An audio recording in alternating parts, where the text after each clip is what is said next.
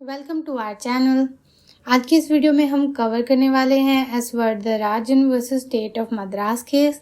इसका साइटेशन है AIR 1965 supreme court 1946। शुरुआत हम फैक्ट से करेंगे। तो यहाँ पर सावित्री नाम की एक लड़की थी जो कि एक माइनर थी, ऑलमोस्ट 17 ईयर्स, और 18 होने में सिर्फ 2 महीने बाकी थे। तो यहाँ सावित्री का अफेयर वरदराजन से चल रहा था, जिसके बारे में उसके पिता को पता चल गया, एस नटराजन। तो एस नटराजन ने अपनी बेटी सावित्री को अपने एक रिलेटिव के नटराजन के घर भिजवा दिया। तो के नटराजन सावित्री को अपने साथ ले जाते हैं। She went out on the morning of October 1st। तो October 1st को सावित्री घर से बाहर गई, के नटराजन के घर से बाहर गई और वापस नहीं आई। Savitri was a minor on that day. Savitri उस दिन माइनर थी और ये फैक्ट डिस्प्यूटेड नहीं था। S Natarajan and K Natarajan went to railway station in search of Savitri. तो यहाँ पर दोनों ही सावित्री को ढूंढने रेलवे स्टेशन जाते हैं, पर वो वहाँ नहीं मिलती है।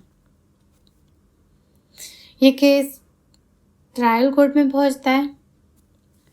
She admitted that on the morning of October 1st, she herself telephoned to the appellant to meet her in his car at a certain place। तो यहाँ पर सावित्री ने एडमिट किया कि उसने खुद ही फ़ोन किया वरदराजन को कि वो अपनी कार लेकर आए और एक पर्टिकुलर प्लेस पर उससे मिले। तो वरदराजन अपनी कार लेकर पहुँचता है और सावित्री उसे मिलती है। सावित्री खुद ही जाकर कार में बैठ जाती है। She did not tell the appellant where to go। उसने एपेलेंट वरदराजन को ये नहीं बताया कि कहाँ जाना है, and that it was the appellant himself who drove the car to Guindy and then to Mylapore and other places. तो सावित्री का कहना था कि वरदराजन ने खुद ही कार चलाई और उसे एक जगह से दूसरी जगह ले गया। Further Savitri has stated that she had decided to marry the appellant. Savitri ने कहा कि वो पहले ही डिसाइड कर चुकी थी कि उसे वरदराजन से शादी करनी है। उसके बाद ये दोनों अपने रिलेटिव के पास जाते हैं और वहाँ से ये रजिस्ट्रार ऑफिस में जाकर दोनों शादी कर लेते हैं। मतलब कि यहाँ इंटेंशन सावित्री का वरदराजन से शादी करने का था और उसके बाद वरदराजन जहाँ जहाँ जाता है सावित्री उसके साथ जाती है।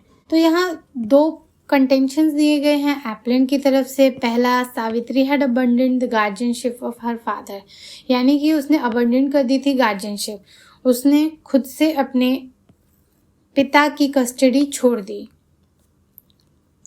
Second, appellant did not in fact take away Savitri out of the keeping of her lawful guardian. यहाँ एपेलेंट सावित्री को नहीं ले गया है out of the keeping of her lawful guardian. Savitri खुद उसके पास चलकर आई थी। तो इश्यू ये था कि टेकिंग और enticing away a minor out of the keeping of lawful guardian is essential ingredient of the offence of kidnapping. तो टेकिंग अवे और एंटाइसिंग अवे ये एक इम्पॉर्टेंट एसेंशियल इंग्रेडिएंट है किडनैपिंग का, लेकिन यहाँ पर taking of Savitri out of the keeping of her father has not been established। तो यहाँ ये फैक्ट एस्टैब्लिश नहीं हो पाया है कि सावित्री को एपेलेंट लेकर आया था, मतलब वो लेकर गया out of the keeping of her father. तो यहाँ कोर्ट ने ऑब्जर्व किया, We find nothing from which an inference could be drawn that the appellant had been guilty of taking away Savitri out of the keeping of her father। तो यहाँ कोई भी ऐसा fact नहीं था जिससे ये इन्फ्रेंस निकाला जा सके कि एपेलेंट गिल्टी है of taking away Savitri, Savitri को लेकर जाने के लिए उसके फादर की कस्टडी से बाहर। She willingly accompanied him and the law did not cast upon him the duty of taking her back। वो खुद ही अपनी मर्जी से उसके साथ साथ गई हर जगह और लॉ उसे कंपेल नहीं कर सकता है। लॉ वरदराजन को पे ये ड्यूटी कंपेल नहीं कर सकता है कि वो उसे उसके पिता के घर छोड़कर आता या उसे कहता कि वो उसके साथ ना जाए। She was on the verge of attaining majority and was capable of knowing what was good and what was bad for her. Court ने यह कहा कि वो मेजॉरिटी अटेन करने ही वाली थी, इसलिए वो कैपेबल थी टू अंडरस्टैंड कि उसके लिए क्या अच्छा है और क्या बुरा है. There is a distinction between taking and allowing a minor to accompany a person. Court ने यहाँ कहा है कि टेकिंग और अलाउिंग में फ़र्क होता है. Appellant is not guilty of taking away Savitri. उसने यहाँ सिर्फ अलाउ किया था एक माइनर को, सावित्री को, कि वो उसके साथ साथ चल सकती है. The two expressions are not synonymous. और ये सिनोनिमस नहीं है, ये दो एक अलग वर्ड्स हैं. In such a case, we do not think that the accused can be said to have taken her away from the keeping of her lawful guardian.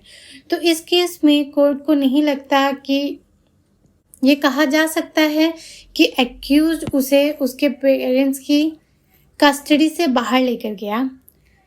Something more has to be shown in a case of this kind, and that is some kind of inducement held out by the accused person or an active participation by him in formation of the intention of minor to leave the house of the guardian.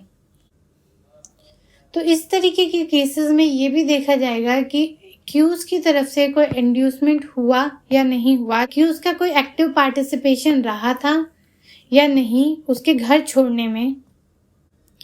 It would be sufficient if the prosecution establishes that though immediately prior to the minor leaving the father's house protection, no active part was played by the accused. मतलब अगर prosecution ये भी prove कर देता है कि उसके घर छोड़ने से तुरंत पहले कोई एक्टिव पार्टिसिपेशन नहीं था एक्यूज का, लेकिन he had at some earlier stage solicited or persuaded the minor to do so. लेकिन उससे कुछ समय पहले अगर उसने persuade किया है, एक्यूज की तरफ से इस तरीके का कोई इंड्यूसमेंट हुआ है जिसकी वजह से माइनर यहाँ इस टाइम पर घर छोड़कर जा रही है, यानी पहले हुआ है 1 महीने या 2 महीने पहले इंड्यूस किया गया, परसुएड किया गया, तो वो भी सफिशिएंट होगा. लेकिन इस केस में इस तरीके का कोई भी एक्टिव पार्टिसिपेशन नहीं देखा गया एक्यूज की तरफ से. तो सुप्रीम कोर्ट ने जजमेंट दिया, no offence under section 363 has been established against the appellant. यहाँ पर एप्लेंट के अगेंस्ट कोई ऑफेंस एस्टैब्लिश नहीं हुआ है. 363 यानी पनिशमेंट फॉर किडनैपिंग. तो यहाँ वरदराजन ने किडनैपिंग नहीं की है, देयरफॉर एंटाइटल्ड टू एक्विटल, और उसे यहाँ पर एक्विट कर दिया जाता है. Thanks for watching.